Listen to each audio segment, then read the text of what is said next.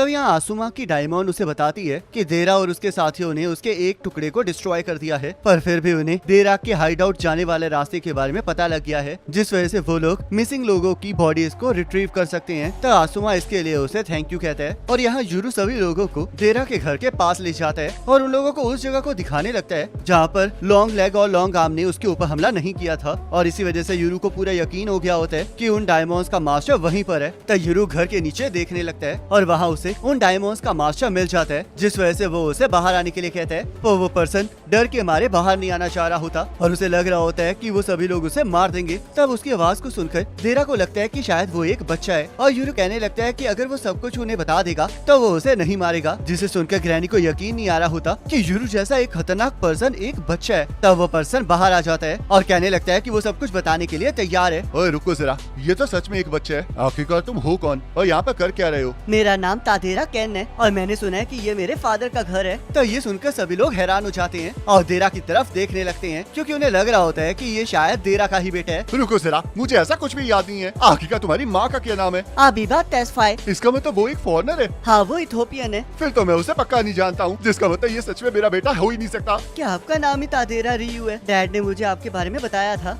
और मैं तादेरा रोए का बेटा हूँ। तो यूरू सोचने लगता है कि उसने शायद ये नाम कहीं पहले भी सुना है, जिस वजह से देरा उसे बताता है कि ये उसके पूर्वज और उसके फादर का नाम है। और क्योंकि उसके फादर बहुत बार हिगाशी विलेज जाते थे तो यूरू पक्का उनसे तब मिला होगा जब वो बच्चा था। तभी देरा को होश आता है कि ये तो उसका भाई है, जिस वजह से वो उसकी उम्र पूछने लगता है। तो कैन उसे बताता है कि वो 13 साल का है, जिस वजह से देरा को एहसास होता है कि उनके बीच में 22 साल का डिफरेंस है। और सभी लोग ये सुन के बहुत ज्यादा हैरान हो जाते हैं और यूरू भी कहने लगता है कि ये तो अच्छी बात है कि उसकी फैमिली बड़ी हो गई है, पर देरा को ये बिल्कुल पसंद नहीं आ रहा होता। तब कैन उन्हें बताता है कि उसने उनकी बातचीत सुनी थी, जिस वजह से उसे एहसास हो गया है कि यूरू हिगाशी विलेज का ट्विन है। और तब वो यूरू के पेरेंट्स का नाम लेता है, जिनके बारे में उसके फादर ने उसे बताया होता है। तब यूरू कैन से पूछने लगता है कि आखिरकार उसे उसके पेरेंट्स के बारे में कैसे पता है, जिस वजह से कैन उसे बताता है कि उसे बस इतना पता है कि उसके फादर ने उन्हें बताया था कि हिगाशी विलेज से कैसे बाहर निकला जा सकता है। तो ये सुनकर देरा बहुत ज्यादा हैरान हो जाता है और यूरू भी कुल्हाड़ी लेकर कैन के ऊपर चढ़ जाता है और उससे अपने पेरेंट्स के बारे में पूछने लगता है। पर कुल्हाड़ी को देखकर बेचारे कैन की हवा टाइट हो जाती है, जिस वजह से वो यूरू से माफी मांगने लगता है। रुको जरा, अगर ट्विंस के पेरेंट्स ने कागेमोरी को ज्वाइन कर लिया था तो हिगाशी विलेज ने ये मान लिया होगा ना कि तादेरा कागेमोरी के स्पाइस हैं। मुझे नहीं पता कि मुझे कहाँ से स्टार्ट करना चाहिए, पर मैं तुम्हें सब कुछ शुरू से बताता हूँ। रुको जरा, मुझे कुछ नहीं सुनना है और क्योंकि तुम लोगों ने मेरी जान बचाई है तो इसलिए मैं ऐसे प्रिटेंड करूंगी कि जो कुछ अभी हुआ है मैंने वो भी नहीं सुना है और मैं इसके बारे में आसुमा और हिगाशी विलेज में भी किसी को नहीं बताऊंगी। इसके लिए तो तुम्हारा बहुत बहुत शुक्रिया। तो क्या तुम अब मुझे घर जाने नहीं दोगे? अगर आसुमा का डायमंड यहाँ पर था तो इसका मतलब उन्हें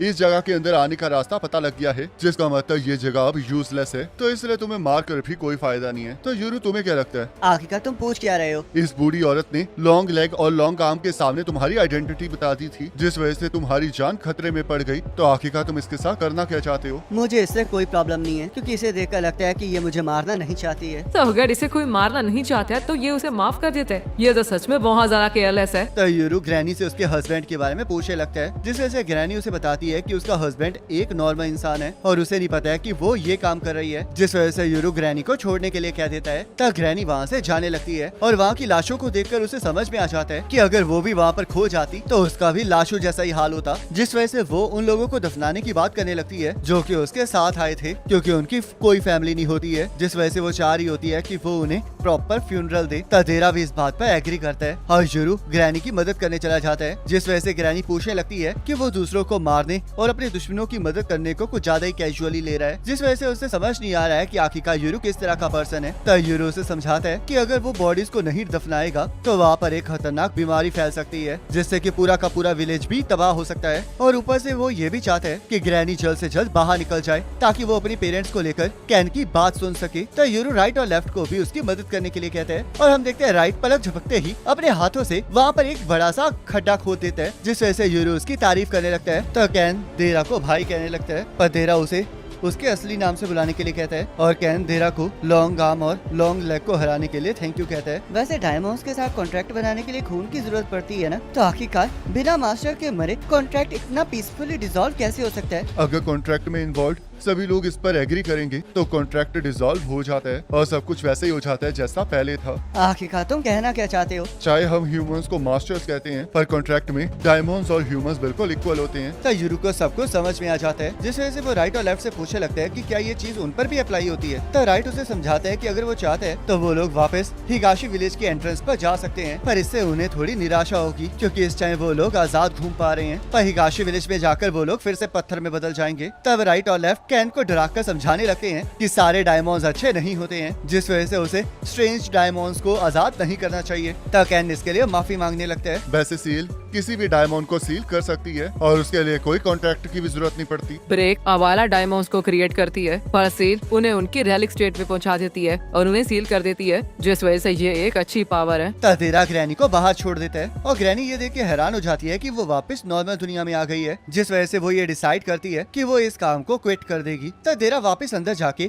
कैन को सब कुछ बताने के लिए कहता है, जिस वजह से कैन कहने लगता है कि उसे नहीं पता है कि यूरू के पेरेंट्स कहाँ पर हैं और ना ही उसे ये पता है कि उसके डैड कहाँ पर है। मुझे तो ये भी नहीं पता है कि वो अभी तक जिंदा भी हैं या नहीं। तो इसका मतलब आपको भी नहीं पता कि वो कहाँ पर है? बिल्कुल भी नहीं। जिस तरह देरा आप उन्हें अपना पूर्वज कहते थे, उस तरह का मुझे लगता था कि शायद वो मर चुके हैं। मैंने कभी नहीं कहा कि वो मर गए हैं, और जैसा कि मैंने कहा था कि यहाँ का डायमंड तादेरा क्लैन से बिलोंग करता है, पर ये मेरा नहीं है। इस डायमंड का कॉन्ट्रैक्ट मेरे फादर के साथ है और वो मुझे इसे पास किए बिना ही यहाँ से भाग गए। तो इसी वजह से जब आप खतरे में थे तो ये आपको बचाने नहीं आए। तब कैन बताने लगता है कि उसके डैड ने उसे डायमंड्स के बारे में सब कुछ बताया था और वो उसकी मॉम को मिलने आया करते थे, पर उसके बाद वो गायब हो गए। तदेरा भी इस बात पर एग्री कर रहा होता है क्योंकि उसके डैड हमेशा से ऐसे ही होते हैं। मेरी माँ के मरने के बाद मैं डैड को कांटेक्ट नहीं कर पाया, जिस वजह से मैं अकेला रह गया और मुझे लगा कि अगर मुझे अकेले सरवाइव करना है तो मुझे ताकतवर होना होगा, जिस वजह से मैंने पावरफुल डायमंड्स के साथ कॉन्ट्रैक्ट बनाने का सोचा। और जब मुझे पता चला कि लॉन्ग लेग और लॉन्ग आर्म कहाँ पर कैद हैं, तो मैंने उनके साथ कॉन्ट्रैक्ट बना लिया। पर वो बुरे निकले। उनका मास्टर होने के नाते वो मुझे नुकसान नहीं पहुँचाते थे, पर वो मेरी बात भी नहीं सुनते थे, जिस वजह से मुझे लगा कि मैं उन्हें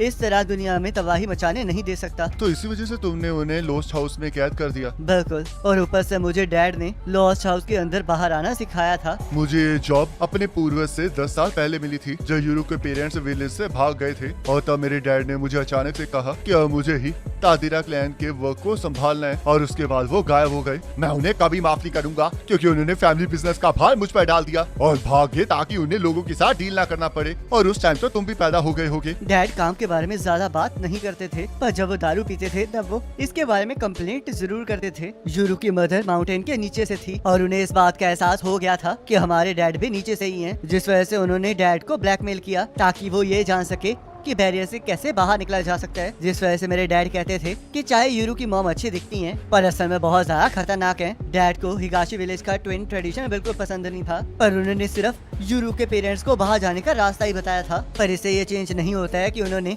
हिगाशी विलेज को धोखा दिया है, और ऊपर से वो हमेशा कागेमोरी क्लैन से लड़े थे, तो उनके पास कहीं और जाने की जगह नहीं थी, जिस वजह से मुझे लगता है कि शायद उनके लिए रिटायर होना ही सही ऑप्शन था। तो थोड़ी देर बाद सभी लोग घर वापस पहुंच जाते हैं, जहाँ हाना यूरू को देखकर उसका हाल चाल पूछने लगती है, जिस वजह से यूरू से बताता है कि वो बिल्कुल ठीक है और बिना बताए जाने के लिए माफी मांगने लगता है। तो यूरू को लग रहा होता है कि हाना सच में उसकी बहुत ज्यादा फिक्र करती है, पर हम देखते हैं हाना को यूरू की इस वजह से फिक्र हो रही होती है क्योंकि अगर यूरू जख्मी हो जाएगा तो उन्हें बहुत सारे मेडिकल बिल्स को पे करना पड़ेगा। तो देरा सारे सामान को अंदर रख देता है और हाना इस बात से बहुत ज्यादा हैरान होती है कि कागेमोरी क्लैन के अंदर जाने के बावजूद भी देरा बिल्कुल सही सलामत है, जिस वजह से देरा उसे बताता है कि बहुत सी चीजें हुई हैं। और तभी हाना को देरा के बैग में से गैम्बलिंग और गर्ल्स बार का कार्ड मिलता है। तो अचानक से कैन सामने आकर अपने आप को इंट्रोड्यूस करता है, जिसका नाम सुनते ही हाना को लगने लगता है कि ये देरा का सीक्रेट चाइल्ड है। तो हाना पूछने लगती है कि आखिरकार देरा के पास कितना पैसा है, जिस वजह से देरा उसे बताता है कि अगर वो डाइवोर्स लेना की सोच रही है तो उसे कुछ नहीं मिलेगा, क्योंकि ना ही उसके पास पैसे हैं और जो बची हुई प्रॉपर्टी है वो तादेरा क्लैन के डायमंड के पास है। तो हाना को लगने लगता है कि उसकी नई शादी खराब हो गई है और देरा उसे ये समझाने की कोशिश कर रहा होता है कि कैन उसका बच्चा नहीं है। तो वो सभी लोग हाना को सारी सिचुएशन के बारे में बता देते हैं। तो तुम ये कहना चाह रहे हो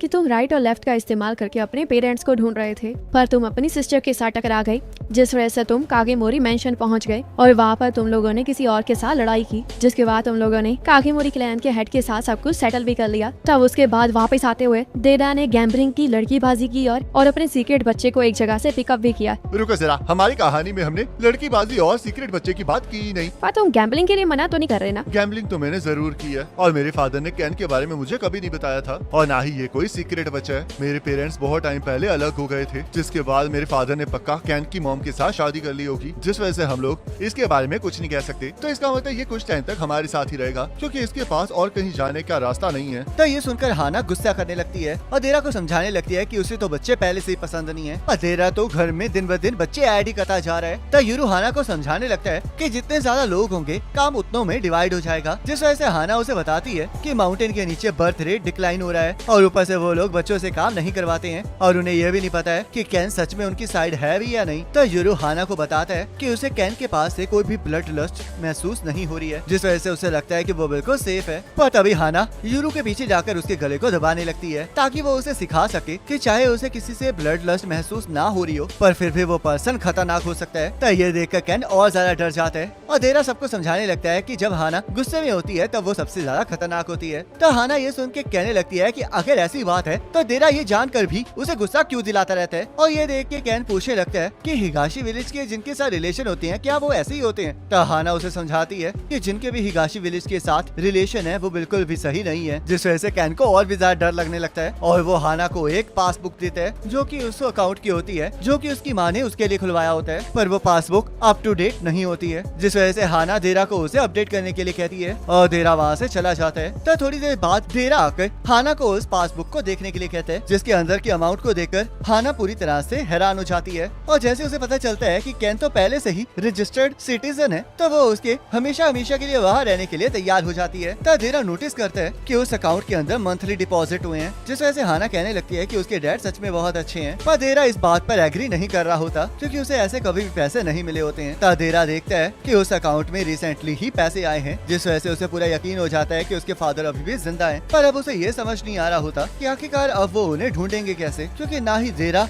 और ना ही कैन के पास उसके फादर की फोटो होती है। तो हाना कहने लगती है कि आखिरकार वो बिना फोटो के उन्हें कैसे ढूंढेंगे और अगर वो तादेरा क्लैन से बिलोंग करते हैं तो उन्होंने बहुत सारे भेस बदले होंगे, जिस वजह से उन्हें ढूंढना और ज्यादा मुश्किल है। तादेरा कैन की मॉम के थ्रू उनके फादर को ढूंढने की बात करने लगता है, पर कैन इसके लिए मना कर देता है क्योंकि वो पहले ही ये सब कुछ ट्राई कर चुका होता है, जिस वजह से उसे पता चला होता है कि उसकी मॉम की फ्रेंड्स को भी उसके डैड के बारे में कुछ नहीं पता होता। तादेरा को समझ में आ जाता है कि यही वो कारण है जिस वजह से कागीमोरी क्लैन कभी भी उसके फादर को नहीं पकड़ पाए हैं और इस वजह से उनके पास हिगाशी विलेज से इंफॉर्मेशन निकलवाने के अलावा कोई रास्ता नहीं होता। तो यूरू नहाने चला जाता है जहाँ पर उसे यकीन नहीं आ रहा होता कि वो इतने सारे पानी के साथ नहा सकता है, क्योंकि माउंटेन में पानी बहुत ज्यादा प्रीशियस होता है। तो यूरू और कैन रूम शेयर कर रहे होते हैं और यूरू बहुत ज्यादा प्लेन गद्दे पर सो रहा होता है, जिससे कि कैन को बिल्कुल भी अच्छा नहीं लग रहा होता। पर यूरू से समझाता है कि उसे नॉर्मल गद्दे पर सोने की आदत है और ऊपर से कैन देरा की फैमिली है, जिस वजह से उसे आरामदायक गद्दे पर सोने का हक है। तो यूरू ये प्रे करता है कि कैन जल्द से जल्द अपने फादर को ढूंढ ले और कैन भी इसके लिए उम्मीद कर रहा होता है क्योंकि वो बताना चाह रहा होता है कि उसकी मॉम मर चुकी है। तो थोड़ी देर बाद कैन रोने लगता है और प्रे करता है कि यूरू भी अपने पेरेंट्स को जल्द से जल्द ढूंढ ले। तो बाहर देरा टेबल पर बैठकर बियर पी रहा होता है जहाँ पर कैन ने अपनी माँ की अस्थियां भी रखी होती हैं और